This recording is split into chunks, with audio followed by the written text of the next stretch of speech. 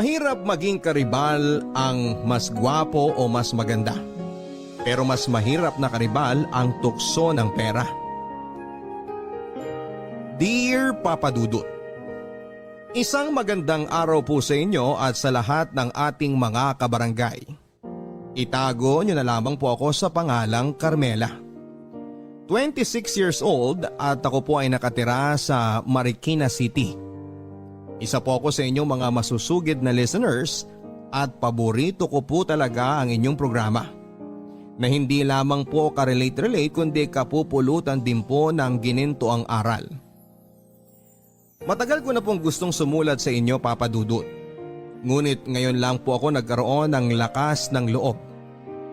Kahit nalampas isang taon na po kasing nangyari sa akin ang ibabahagi ko sa inyo ngayon, ay talagang napakasakit pa rin po ng lahat. Bukod pa dyan ay nahihiya at naaawa pa rin po kasi ako sa aking sarili sa mga sinapit ko sa pagtataksil ng aking asawang si Alan. 2017 po noong kinasal kami ni Alan, Papa Dudut. Bago niyan ay naging mag-boyfriend muna kami ng isang taon. At nakakahiyaman pong sabihin ay nagkakilala lamang po kami sa Facebook. Gayon pa man ay naging magka-chat na rin naman po kami ng mga 6 na buwan bago kami nagkita. At masasabi ko rin naman po na kahit na papaano ay nagkakilala na kami ng husto bago kami nauwi sa kasalan. Nang magkakilala po kami ay driver po noon si Alan sa isang negosyante na may sasakyang nakarehistro sa isang ride-sharing service. Samantalang ako naman po ay caregiver ng isang mayamang matanda na nakatira sa Quezon City. Taong 2017 din nang mamatay ang aking inaalagaang matanda. Kaya't nang pumanaw na ito ay natapos na rin po ang aking serbisyo sa pamilya nila. Masasabi ko pong naging close na rin po ako sa pamilyang yon dahil halos 3 taong ko rin pong inalagaan ang matanda bago ito binawian ng buhay. Nakatira po ang matanda sa poder ng kanyang mga anak, sina Ma'am Gilda po at Sir Mike. Tulad ang karamihan ng mga mayayaman, madalas din po silang wala sa bahay dahil busy sa kanilang trabaho. At ang mga anak naman po nila ay nakatira sa kondo na malapit sa mga universidad kung saan sila nag-aaral. At dahil ako nga po ang caregiver ng matanda, ay kapag may mga reunion at mga pagsasalo-salo ay kasama din po ako. Kaya't kilalang kilala ko na rin po ang kanilang pamilya. Pati na ang kanilang mga sekreto. Alam ko po na kahit na mukhang maayos po ang pamilya nila sa labas, ay marami po silang problema. Tulad na lamang ng pagiging babaero ni Sir Mike, nakita ko pong sobrang apektado si Ma'am Gilda. Kaya naman sobrang naging banidosa ito at naging suki ng derma, ng gym at ng salon. At doon ko nga po naisip na mas mabuti na nga po siguro ang maging mahirap kesa mayaman nga pero miserable naman sa sariling bahay at pamilya. Nang natapos na po ang serbisyo ko sa pamilya, ay nahirapan po akong makakuha ng ibang employer. Kamalas-malasan nga po dahil ilang buwan pa lamang kaming kasal noon ni Alan at nag-iipon dahil nagbabalak na nga po kaming magkanak. Kaya naman na nagtanong si Ma'am Gilda kung meron daw po ba akong kakilala na mapagkakatiwalaan na pwede nilang maging personal driver ay nirekomenda ko po si Alan.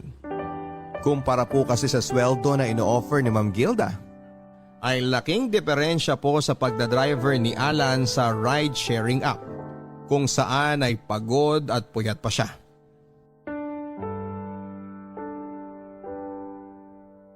Ano mahal, kumusta ang pag-uusap niyo ni na Ma'am Gilda at Sir Mike? Ayun, maganda. Si Sir Mike lang ang nakausap ko kanina. Wala yung asawa dahil nasa bakasyon daw. Pero yun na nga, ang una kong trabaho sunduin sa airport sa Biyernes. Kumusta naman? Kumpirmado ba yung sahod? Oo, at saka may health and medical insurance pa. Professional na professional. Tapos may sarili pa akong kwarto ron. Pwede rin ako matulog dun kung sakali may mga emergency at gabi ng hatid o sundo. Oo, swerte nga ako sa kanila. Kuminsan nga, pumepetiks na lang ako at nag-e-enjoy dun sa bahay kasi kadalasan naman tulog yung matanda. Napakalaki nga ng bahay at ang ganda. Sosyal na sosyal. Para mas mayaman pa ata sila doon sa operator namin dati. Kaya nga rin talagang ingat ang mga yon at hindi kumukuha ng basta-basta ng mga tauhan dahil nga yayamanin. Isa pa, laging wala dun sa bahay. Kami lang ng mga maid ang naiiwan. Sana umabot din tayo sa puntong gano'n, no, mahal?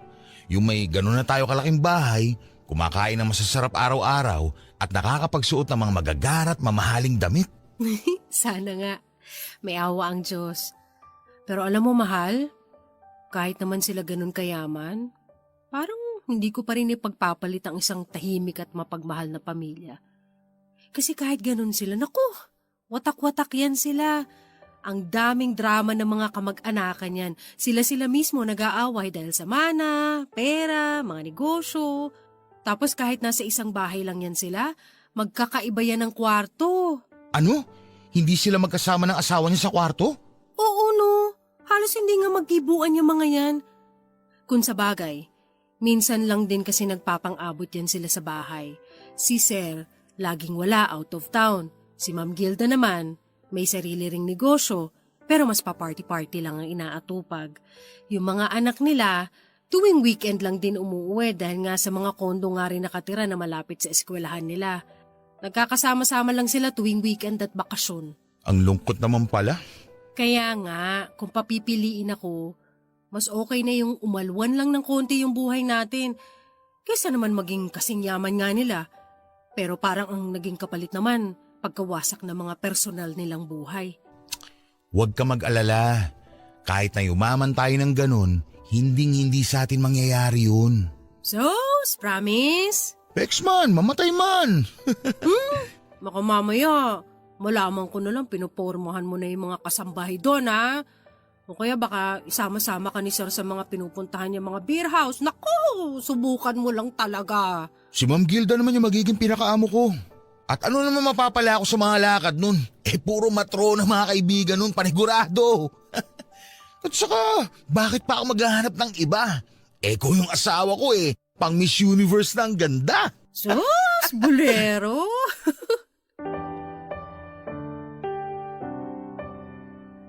Naging maayos naman po ang mga unang linggo ni Alan kina Ma'am Gilda Papadudot. Dahil din po mataas ang kanyang sweldo ay hindi na po ako nagmamadali na maghanap ng mapapasukang trabaho. Nagsimula na lang po muna kami ng maliit na online reselling shop. At yung kinikita doon ay nilalagay ko lang po sa ipon naming mag-asawa. Nakatulong din po ang pagpapahinga kong yon dahil nag-iisip na nga po kami na magkaanak ni Alan. At matapos din po ng ilang buwan ay pinagpala naman po kaming mag-asawa at nabuntis din ako.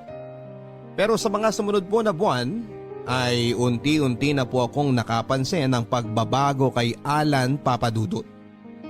Napapansin ko na mas nagiging maporma na ito at nadadalas din po ang hindi nito pag-uwi sa bahay dahil napapadalas daw po ang mga lakad ni Ma'am Gilda. Dahil daw sa traffic ay mas makakabuti pa na doon na lang daw po siya matulog sa bahay nila. Kesa naman umuwi pa sa amin para lang matulog at umalis muli matapos lang ng ilang oras dahil kailangang maghatid ng maaga. Hindi lang po ako umiimik noon pero iba po ang pakiramdam ko.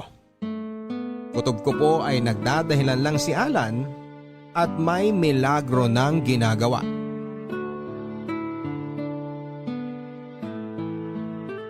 Karen, may gagawin ka ba sa isang linggo? May pasok ako sa trabaho. Bakit ate? Anong meron? Kasi baka pwedeng dito ka na muna matulog next week. Next week? Buong linggo? Oo, sana. Halos layo din naman itong bahay namin dun sa pinapasukan mo, di ba? Oo. Halos pareho lang naman ang layo. Bakit? Anong meron? Kasi si Kuya Alan mo, buong linggo daw siya mawawala next week. May seminar daw kasi si Ma'am Gilda at kailangan niyang ihatid at sundo. Gabi na raw natatapos at maaga nagsisimula kaya sayang daw kung uuwi pa siya dito. Mapapagod lang siya sa biyahe at traffic. Ha? Oo sige, wala namang problema. Pero ate, napapadalas ata yung hindi pag-uwi ni kuya dito sa inyo ah. Ang hirap niyan kasi buntis ka pa naman. Kapag may emergency, wala ka man lang makasama dito minsan. Kaya nga eh. Pero doon naman sa ibang araw minsan, pa isa-isang gabi lang siya nawawala. At saka, ilang buwan pa lang naman itong si baby, hindi pa naman ganun kasela ng kalagayan ko. Kahit na. Mahirap ang mag-isa lang dito. Nakakapag-alala yan. At kung ganyan ka-busy ang schedule ni Kuya Alan, paano na lang sa mga susunod pang buwan? Mas magiging delikado na ang lagay mo nun. Naku, ang sabihin mo, ang mas nag-aalala ko baka may ibang inuuwian. Ano? Joke lang. Naku ate ha, feeling ko may pinaguhugutan yung hirit mo na yan. Bakit mo nasabi yon? Ano nangyari? Wala. Ay naku ate, kilala kita. Alam ko yung mga ganyang tono mo, may hugot yan. Ewan. Siguro napaparanoid lang din ako dahil buntis. Alam mo yon, yung emosyonal. Feeling ko kasi parang biglang naging malayo si Alan sa akin. Paanong malayo? Madalang na lang kami magkwentuhan. Parang palaging aligaga at lumilipad ang utak tapos nag-shopping ng mga bagong damit. Akala mo may pinopormahan. Pero minsan naisip ko baka naman ganun talaga kasi nga syempre personal driver, kailangan presentable siya dahil puro mga mayayaman yung mga nakakasalamuha niya araw-araw eh. Naku ate, sabi ko na eh. Parang may nagbago nga ng konti kay Kuya Alan nung huli tayong nagkita-kita. Ngayong nabanggit mo, parang babae nga ang dahilan. Ano ka ba? Ginagatungan mo pa ako eh. Di ako gumagatong ate ha. Kinukumpirma ko lang yung mga hinala mo. Habang tumatagal po ay mas lumalakas ang kutob ko na may ibang babae si Alan, Papa Dudut. Bukod sa napapadalas po kasi ang hindi niya pag-uwi sa amin, napansin ko rin pong may pagbabago sa ugali niya. Kung minsan po kasi pakiramdam ko ay palagi po siyang distracted o iba ang kanyang iniisip. Kung minsan naman po ay sobrang sweet niya sa akin na parang bumabawi na ewan. Pero kahit na gano'n naman po, kahit na papaano ay hindi naman po siya nakakalimot sa mga obligasyon sa amin. At never po naming naging problema ang pera. Hanggang isang araw ay may napansin akong kakaiba sa damit ni Alan. May kakaiba po itong amoy, pabango ng babae. Nung una ko po itong napansin ay binabaliwala ko lamang ito. Pero nang napapadalas na po ang napapansin kong amoy sa kanyang mga damit, ay kinompronta ko na po si Alan, Papa Dudut. Pero kagaya ng inaasahan ay tinanggi niyang may babae siya. At ang idinahilan niya, ang amoy daw na yon ay air freshener daw sa kotseng minamaneho niya. Matapos pong i-deny ni Alan na nambababae siya ay mas lalo po akong nagduda sa kanya, Papa Dudut. Kitang-kita ko po kasi sa reaksyon niya na nagulat po siya sa aking sinabi at halatang nag-iisip lang ng maidadahilan. Kaya po mula nang kinompronta ko po si Alan ay naging mapagmasid na po ako sa mga kinikilos niya. Pati po sa social media accounts niya ay iniimbestigahan ko na rin. Chinek ko ang lahat ng mga babaeng hindi ko kilalang nasa friend list niya. At tinitignan ko kung posible kayang yon ang kinakalaguyo niya. Pero wala po akong nakitang kakaiba. Sinubukan ko rin pong makialam sa cellphone ni Alan, Papa Dudut at alamin ang password niya. Pero hindi ko po makuha-kuha. Hanggang sa isang araw ay may napansin po akong kakaiba kay Alan. Ang dami niya pong mga bagong damit at pabango. At lahat po yun ay branded at mga mukhang original. Pero ang pinagtataka ko po ay parang kahit na marami siyang mamahaling damit at gamit, ay hindi pa rin naman kami kinakapos sa pera.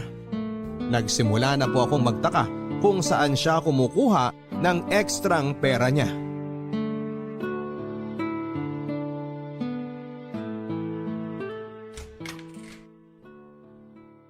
Oh, mabuti naman at maaga ka ngayon. Oh, namili ka na naman? Wala, konti lang naman to. Nagluto ka na ba? Magluluto pa lang. Wag na. Tamang-tama, may dala ako ditong pagkain. Oh, mamahaling restaurant to ah. Sinamahan ko kasi si Ma'am kanina eh. Nag-meeting siya dyan. In-orderan na rin ako ng pagkain para daw sa atin. Naku, ang bait talaga ni Ma'am Gilda. Oo, mabait talaga. Ano na naman sinaping mo? Mga damit lang to tsaka rubber shoes. Naka-sale kasi.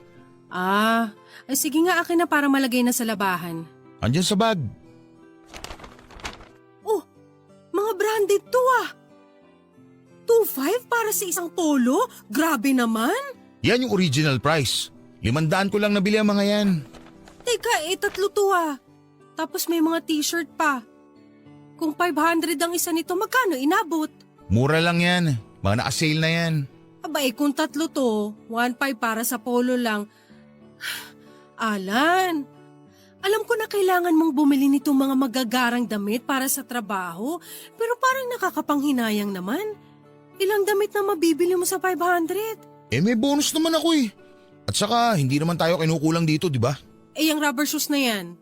Mukhang original yan at mamahalin na. Magkano naman yan? Basta, 2,000, 3,000. basta mura lang yan. Naka-sale din yan. Alan, sana yung mga ganyan, iniipon na lang natin. Bakit? Meron pa rin naman ako naiipon ah. Sa totoo lang yan nga ang pinagtataka ko eh. Ano? Bakit kahit pa na yung bili mo ng mga mamahaling gamit, hindi tayo kinakapos sa pera? Magaling ako mag-budget eh. Bakit ba? Ikaw din naman dyan sa online mo ah. Hindi naman ako humihingi dyan sa mga kinikita mo dyan ah. Bumibili ka rin naman ng mga gusto mo. Pero hindi mga ganyan kamahal na hindi na praktikal bilhin. Hindi naman tayo mayaman eh. Bakit? Ngayon lang naman ako bumili ng mga ganitong bagay para sa sarili ko ah. At saka akala mo lang mahal yung mga yan. Pero kumpara sa mga chipipay na damit, yung mga yan taon bago masira. Andun na ako. Pero nagtataka ako kung saan mo kinukuha ang extra mong pera. Alam ko ang sweldo mo at alam kong hindi mo kayang bumili ng mga ganyang kamahal. Ano na naman bang pinapalabas mo? Nagtataka lang ako kung saan ka kumukuha ng extra. Binibigyan ako ng bonus minsan. Pag nagpapabili, kadalasan hindi na inukoy sukli. Iniipon ko at yun ang pinambibili ko ng mga yan. O ano? Okay na? Hirap sa'yo eh. Masyadong kung ano-ano iniisip mo sa akin. Wala kang tiwala. Lumabas-labas ka nga minsan at nang hindi ka nabubuang dito mag-isa sa bahay. Kapag nagtatalo po kami ni Alan ay palagi niya po akong binabaliktad, Papa Dudut. Palagi niyang sinasabi na kung ano-ano raw ang iniisip ko at napaparanoid ako dahil madalas na naiiwan lamang ako mag-isa sa bahay. At dahil daw buntis ako, kaya ako nagiging emosyonal. Sa makatuwid ay pinapalabas po sa akin ni Alan na walang basihan ng mga pagtatanong at mga pagdududa ko sa kanya. Pero the more na sinasabihan niya po ako noon ay mas lumalakas pang lalo ang aking paghihinala. At hanggang isang araw nga po sa 7th buwan ng pagbubuntis ko ay naulit na naman at nagpaalam sa akin si Alan na mawawala daw siya ng 1 linggo. At sa pagkakataon na yon, Papa Dudut, ay out of town pa daw dahil kailangan daw niyang samahan si Ma'am Gilda sa Cebu para ipagmaneho at maging bodyguard habang binibisita nito ang bagong kumpanyang itinayo raw sa Cebu.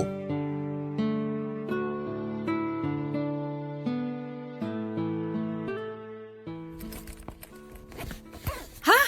1 linggo? Oo, may ribbon cutting at kung ano-ano pang gagawin daw dun eh. Bakit wala ba silang driver doon sa Cebu? Wala na raw yung driver dun eh. Nagretiro na. Ang andun lang daw sa bahay nila, yung caretaker. Bakit hindi na lang doon kumuha na magmamaneho? Kabisado mo ba yung Cebu? May wish naman eh. Kaya nga ako isasama dahil sa akin nagtitiwala. Siyempre mga mayayaman yan. Paano kung kidnapin yan? Paano kung hold upin yan dun? Palibhasa kasi wala kang kalam-alam sa mga buhay ng mga mayayaman. Bakit ka galit? Nagtatanong lang naman ako Para kasi may pinapalabas ka na naman eh. Hoy Alan, huwag kang nga defensive. Siguro may tinatago ka talaga no? Umamin ka nga. Saan ka ba talaga pupunta? Sa Cebu nga. Tumahimik ka na nga lang. Buntis ka, di ba? Pinapahamak mo magiging anak natin dahil dyan sa mga walang kakwenta-kwenta mong pagdududa. Ako? Ako pa ang magpapahamak sa anak natin? Ikaw nga tong lalayas ng 1 linggo at iiwan ako dito mag-isa na pwede ako manganak anytime? Bakit? Di ba pumayag naman si Karen na makasama mo dito? At hindi naman tayo makakaabala sa kanya. Babayaran naman natin siya. Yan nga problema sa'yo Nagbago na yung ugali mo. Para sa'yo lahat ngayon nabibili na ng pera. Feeling mo mayaman ka. Ano? Hoy Carmela, tandaan mo. Kung hindi sa pagtatrabaho ko, hindi tayo mabubuhay dito.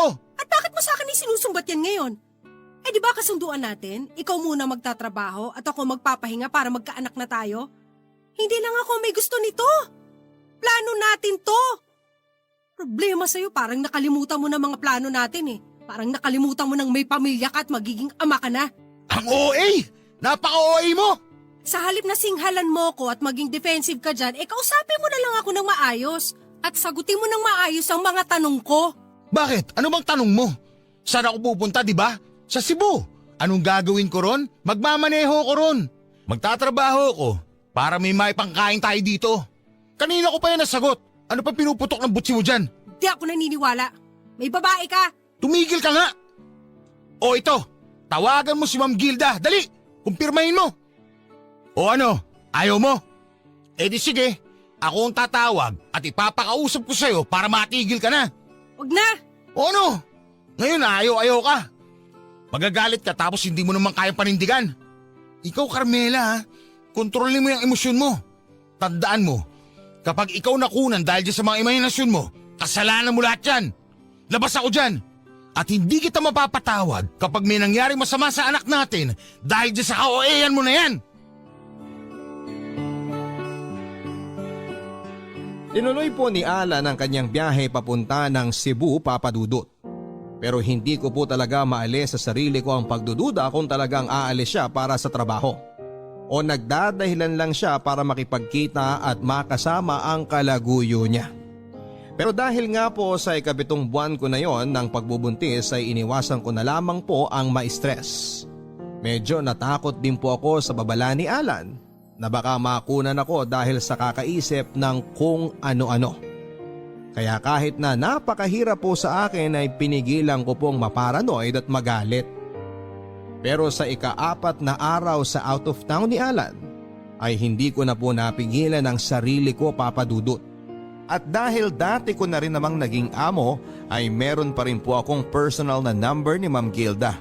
At nangahas na nga po ako at tinext ko siya upang kumpirmahin kung may biyahe nga ba siya sa Cebu at kung kasama niya si Alan. Sumagot naman po si Ma'am Gilda sa text ko at kinumpirma na nandun nga sila sa Cebu at kasama niya raw po doon si Alan. Sa totoo lang po ay hindi ako makapaniwala noong una. At inihanda ko na ang sarili ko na makabasa ng bagay na ikakagalit ko kay Alan.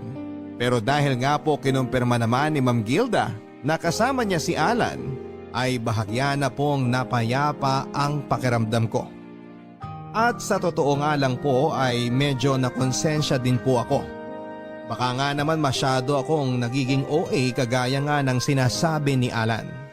At kung ano-ano ang naiisip ko dahil buntis ako at emosyonal. Pero sa pag-uwi po ni Alan ay hindi ko po akalain na mauuwi sa malaking away ang pag-text ko kay Ma'am Gilda. Sumbat niya po sa akin ay hiyang-hiya daw po siya kay Ma'am Gilda dahil tinext ko pa daw po ito at inistorbo para lamang sa kababawan at pagsiselos ko. Sobrang nag-guilty po ako noon, Papa Dudut, at napahiya din kay Ma'am Gilda. Gayon pa man dahil sa pagwawala pong yon ni Alan ay mas lalo ko po tuloy naramdaman, Papa Dudut, na may maling nangyayari. Hindi ko lang po matukoy kung ano yon.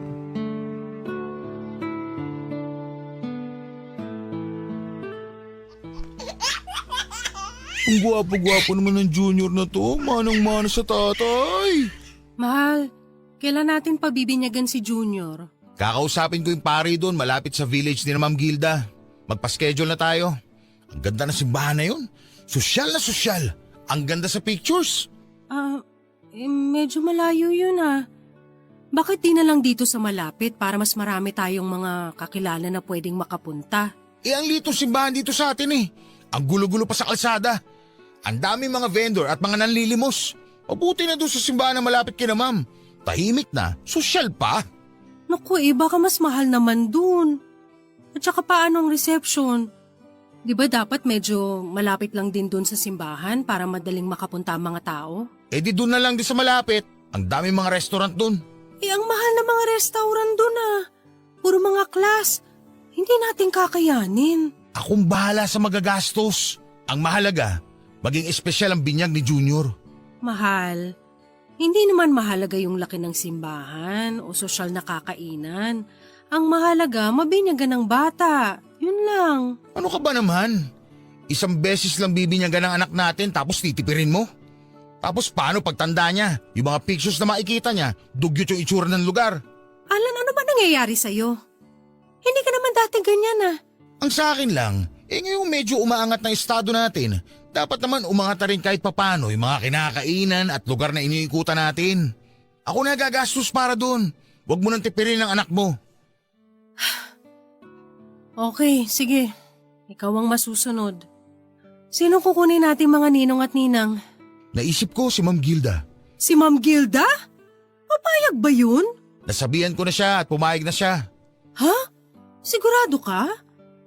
Baka nahihiya lang tumanggi. Hindi naman niya tayo ganun ka-close at ang yaman-yaman nun eh. Parang nakakahiya. Kaya nga mas okay na kunin ninang kasi mayaman yun. Pero hindi naman yan ang punto ng pagkuha ng ninang. Ang mga ninong at ninang ang silbi niyan, sila yung tatay yung magulang sa mga inaanak nila kapag namatay yung mga totoong magulang. Ano ka ba, Carmela? Ang dami mo sinasabi dyan, mga wala namang kwenta. O di sige, Ma'am Gilda na kung sinasabi mong pumayag na siya. Si Sir Mike kinuha mong ninong. Hindi na, si Ma'am Gilda na lang. Alam mo namang hindi magkasundo yung dalawang yun eh. At saka pamahiin, di ba? Bawal gawing ninong at ninang ang mag-asawa. Okay, sige.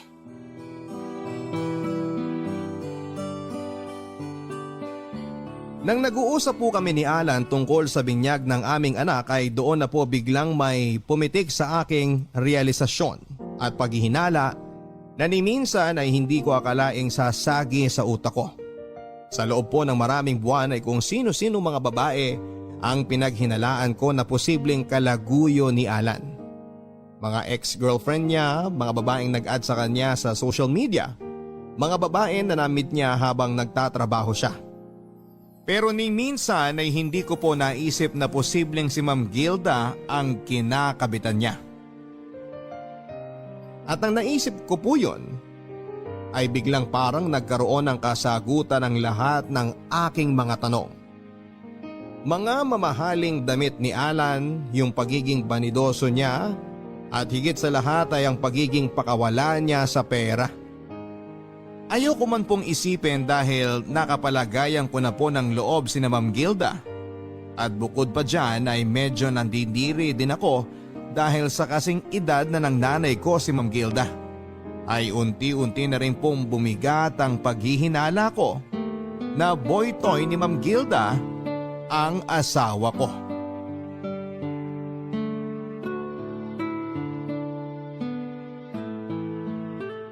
Bulaga!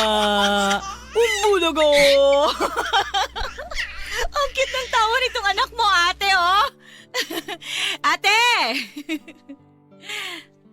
Hoy, ate! Ha? Ano? Oh, ano na naman yung iniisip mo? Kanina ka pa tulala dyan, ah. Wala. Ay, nako. Si Kuya Alan na naman yan, ano? Saan na naman daw ba siya nagpunta ngayon? Sa Baguio daw. Mamimili daw ng mga halaman si Ma'am Gilda doon. Alam mo, ate, kung sino-sino pa ang pinaghihinalaan mong babae, tapos yun pala, amo ni Kuya Alan yung kalaguyo niya, no? Ha? Ay, joke lang, ate. Ito naman, kadiri kaya yun. Oo nga. OMG, ate. Pinaghihinalaan mo nga na yung amo ni Kuya Alan yung kabit niya? Hindi, ano ka ba? Kasing edad na ng nanay niya yun, no? OMG! Ate, oo nga! Posible nga! Kasi bakit biglang parang naging sosyal tong si Kuya Alan? At saka kung gumastos, kala mo CEO ng kumpanya. Hindi, ano ka ba? Huwag mo nga akong pinag-iisip ng mga nakakadiring bagay. Sus! Ate, sigurado ako naiisip mo rin yan. Ano, di ba? Totoo? Aminin mo! Oo, nagdududa rin ako. Ano ba yan, ate? Parang kung totoo yan? Yung karibal mo, parang nanay mo ng edad! Hindi mo pa kasi nakikita si Ma'am Gilda. Kahit na lampas 50 na yon, mas sexy pa sa akin. At mukhang tetrentahin lang dahil bukod sa adik na sa Zumba, ang daming mga pinaritoke sa katawan. We, di nga. Ay, teka. Oh, ito, tignan mo. Etong picture niya. Hala, ate. Oo nga. Medyo halata mo ng konti na may edad na. Pero ang katawan, unfair, parang hindi pa nanganak. At hindi naman sa pag-aano ate ha. Pero parang kabahan ka nga kung ito man yung ipinagmamaneho ni Kuya Alan araw-araw. Pero baka naman napaparanoid lang ako, Karen. Malaki na rin ang tiwala ko kay Ma'am Gilda. Kung meron mang babaeng nagsusustento kay Alan, baka isa sa mga amiga ni Ma'am Gilda. Hindi rin naman magagawa sa akin to ni Ma'am.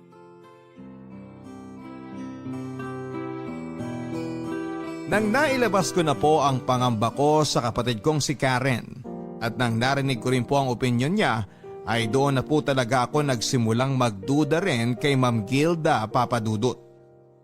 Para po kasi sa edad ni Ma'am Gilda ay talagang napaka-sexy at maganda siya.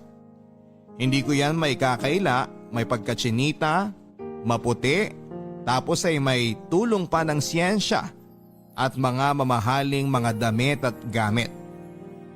At hindi rin po ako nagtataka kung matipuhan ni Ma'am Gilda si Alan Papadudut. Bukod sa bata pa po kasi ay may itsura naman po kasi talaga ang asawa ko. Matangkad, moreno, maganda ang katawan. Lalo po nung naging mas banidoso siya at naka-afford ng mga mamahaling mga damit. Mas lumabas din po ang pagiging gwapo niya. At kapag idikit mo siya sa mga mayayaman ay hindi rin malayo na maisip mo na may kaya siya at itsura sa asta niya.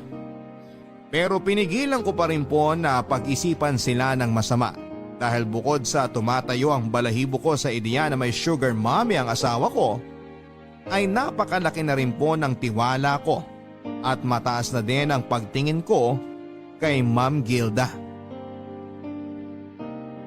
Naghanda na po kami sa magiging binyag ng anak namin ni Alan Papadudut. Siya na rin po ang naglakad ng lahat. Schedule sa simbahan na gusto niya, reception sa mamahaling restaurant at mga imbitado. Kompleto rin po pati ang videography, ang photo booth at kung ano-ano pa. Tansya ko po ay gumastos ng napakalaki si Alan para sa binyag ng anak namin.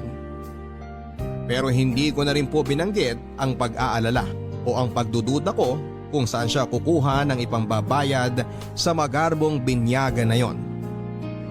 Nang papalapit na po ang binyag ay humiling po ako ng isang sign sa aking pagdududa kina Alan at Ma'am Gilda Papadudut.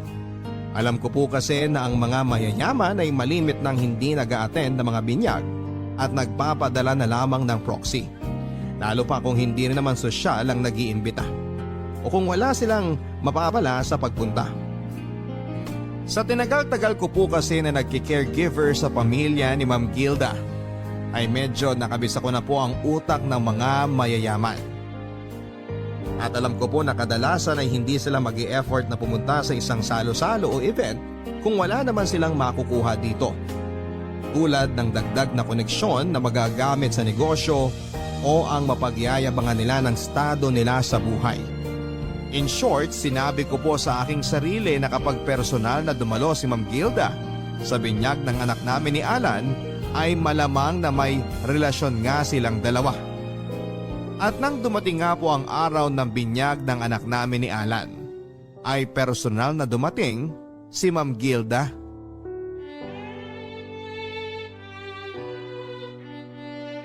Ma'am Gilda, dito na kayo maupo sa table namin. Ay, thank you, Alan. Very gentleman naman. Hindi mo na kailangan gawin yon dahil ngayon, magkumpare na tayo. Oh, Carmela, long time no see. Oo nga po, long time no see po, Ma'am Gilda. Oh, wag ka nang mailang at ngayon magkumare na rin tayo. Buti naman po at napaunlakan ninyo itong munting selebrasyon ng pamilya namin. Naku, syempre naman, kayo naman. Parang pamilya ko na rin kayo, no? Salamat po.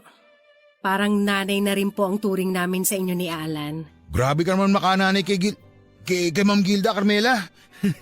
Batang-bata pa yun si Ma'am, oh. Oo nga, Carmela, ano pa yan?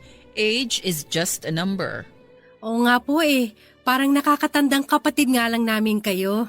Yan. Older sister, that's more like it. Ma'am, wine pala. Gusto nyo, ikuha ko na kayo ng wine? O sige. Pero ano bang wine ang meron sila dito? I don't think meron sila nung gusto ko, pero it's okay, Alan. Don't worry about it. Mamaya na lang ako magwa-wine. Sige po. So, kumusta pala, Carmela? Medyo tumaba ka ng konti since nung huli tayong nakita, ha? Ganun po ba? Naku, sinasabihan ko nga yan mag-gym kaso ayaw. Tamad naman. Naku, Carmela, dapat kahit nanay ka na, hindi mo pa rin pababayaan ang katawan mo. Oo nga po eh. Baka mambabae pa tong si Alan ano. Nga po pala, Ma'am Gilda. Ano pala yung air freshener ninyo sa kotse? Ang bango-bango po eh. Parang gusto kong maglagay din sa CR namin. Air freshener? Yan po oh. Naamoy ko nga po sa inyo nung nagbeso-beso tayo kanina. Ang bango po kasi. What? Carmela, it's not air freshener. It's my customized perfume that I ordered from France. Talaga po? Kasi naaamoy ko rin yan kay Alan eh. At ang sabi niya air freshener daw sa kotse. Carmela! Sobrang dami niyo po ba maglagay ng pabango kaya pati sa damit ng asawa ko dumidikit? Kuminsan nga po abot hanggang brief eh. Carmela, ano ba? Excuse me? Carmela, anong gusto mong palabasin? Ma'am, huwag niyo napansinin yan. Wala naman po akong gustong palabasin. Pero tanong meron. Sugar mommy po ba kayo nitong asawa ko? Excuse me? Carmela, ano ba? Tumahimik ka na. Mag-iingat ka sa pananalita mo. Ang tanong ko, binabayaran niyo ba ang asawa ko para ikama niyo? How dare you! Uy, ano ba? Tama na, Carmela! Tama na! Make her stop! Bitawan mo si Ma'am Gilda! Tama na yan!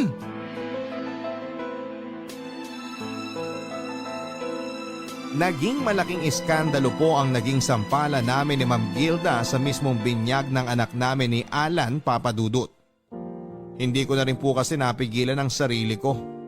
Lalo na noong naamoy ko ang pabango ni Ma'am Gilda na matagal ko na rin pong naaamoy sa mga damit ng asawa ko.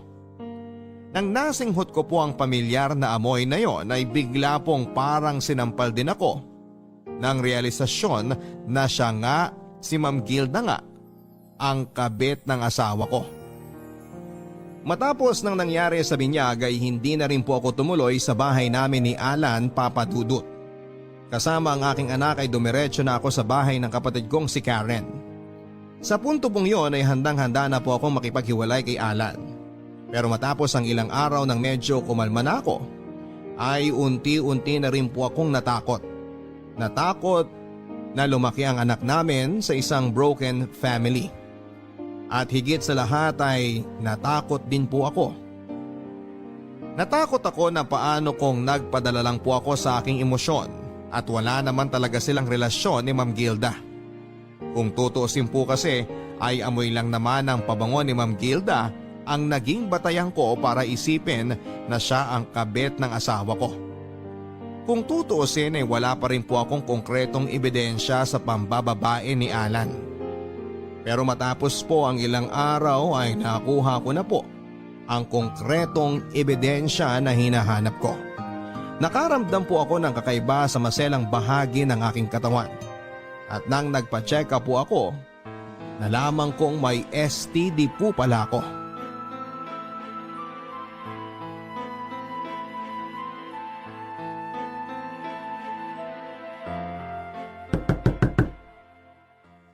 Sandali! Sino yan? Ikaw na naman, Kuya Alan? Nasaan ang ate mo? Ang kulit mo naman, Kuya eh. Sinabi na ngang ayaw kang makausap ni ate. Wala akong pakialam sa ate mo. Andito ako para kunin ang anak ko. Tabi nga dyan! Aray, ano ba? Hoy, Kuya! Trespassing ka na, ha? Nasaan ang ate mo? Anong ginagawa mo dito? Kukunin kong anak ko! Bitiwan mo ang anak ko! Kuya, bitiwan mo nga yung bata! Akni ang anak ko! Kidnapping ang ginagawa mo! Wala akong pake! Ate, sandali lang, ha? Tatawagin ko na si Chairman! Hoy! Akin na! Ibigay mo sa akin ang anak ko! Hindi! Magkakamatayan tayo. At anong balak mo, ha? Paano mo bubuhayin tong anak ko? Dumidede pa to. Ipapadede mo dyan sa sugar mommy mong menopause na? Tumahimik ka! Hanggang ngayon, ipinagpipilitan mo pa rin ang kaibangan mo na nambababae ako! Kahibangan? Ay, ang STD mo, kahibangan ko rin ba? Ano? Ano, nagulat ka? Na alam ko na may STD ka, no? Wala akong STD! Saan mo nakuha yan? Diyan sa matronang gilda na yan, kung sino-sinong lalaking kinakana, di ba? Hoy, Alan! Kung sa tingin mo naka-jackpot ka na dyan sa gilda na yan, nagkakamali ka! Pag nagsawa yan sa'yo, itatapong ka lang din yan tulad ng ibang mga pampalipas oras niya! Tumahimik ka, wala nga akong STD! Kung wala kang STD, eh kanino ko nakuha ang sakit ko? Nakakatiri ka! Aba malay mo kung sino nagbigay sa'yo niyan! Kapal na mukha mo! 9 na buwan ako nagbuntis. Halos kakapanganak ko pa lang, ikaw pa lang ang gumagalaw sa akin. Hayop ka, nakakatiri ka! Wala akong alam sa sinasabi mo! Lumayas ka! Lumayas ka sa harap ko, nakakatiri ka! Hindi ako aalis dito nang hindi ko kasama ang anak ko! Hindi ko ibibigay ang anak ko sa'yo. Marumi ka! Nakakadiri ka! Masama kang tao at wala kang kwentang ama! Akin na yung anak ko! Ate, papunta na ang barangay! Ikaw ha, huwag mong hintayin na kaladkarin ka nila palabas! Lumayas ka sa harapan ko! Ayoko na makita yung pagmumukha mo!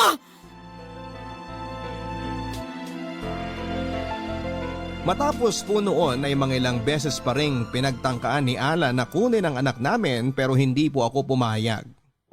Nang malaman ko po na binigyan ako ng STD ni Alan ay doon ko na po talaga nabuo ang aking pasya na hindi na po ako makikipagbalikan pa sa kanya.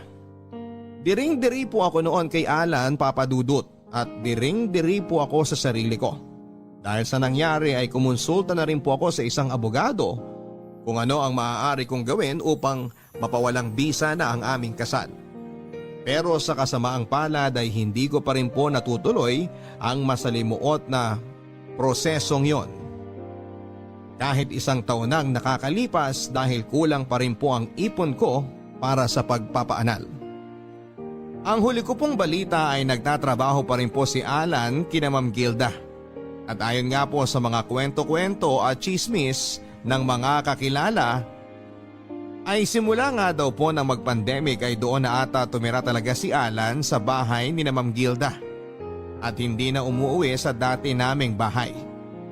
At hindi ko po maalis sa isipan ko na siguro'y mula nang mag-lockdown ay naging ganap na ngang boy toy ni Ma'am Gilda si Alan, na anytime ay pwede niyang babain sa driver's quarter kapag gusto niyang maglibang. At dahil din po sa mga nabalitaan ko ay mas lalo ko pong na-realize na tama ang naging desisyon ko, Papa Dudut. Tama na nakipaghiwalay ako kaagad kay Alan dahil bukod sa niloloko niya ako, binigyan ako ng sakit, ay na-realize ko na hindi ko na pala talaga siya kilala. Ni sa hinagap ay hindi ko po akalain na masisilaw ng pera si Alan. At kapalit pala ng konting karangyaan at luho sa buhay, ay handa pala niyang ipagpalit ang sarili niyang mag-ina. Kaya kahit na natatakot po ako na maging single mom, ay nagpapasalamat na rin po ako na maaga pa lang ay natuklasan ko na kung ano ang klaseng tao pala talaga si Alan. At nailayo ko na rin ang anak ko sa irresponsable niyang ama. Maraming salamat po, Papa Dudut, kung sakaling mapipili ninyo ang kwento kong basahin. At sana rin po ay may napulot din kayong aral ang ating mga kabarangay sa masaklap ko pong pinagdaanan. Ang inyong forever kapuso at kabarangay, Carmela. Mga kwento ng pag-ibig, kwento ng pag-asa at mga kwento ng buhay dito sa Barangay Love Stories. Love Stories. Forever.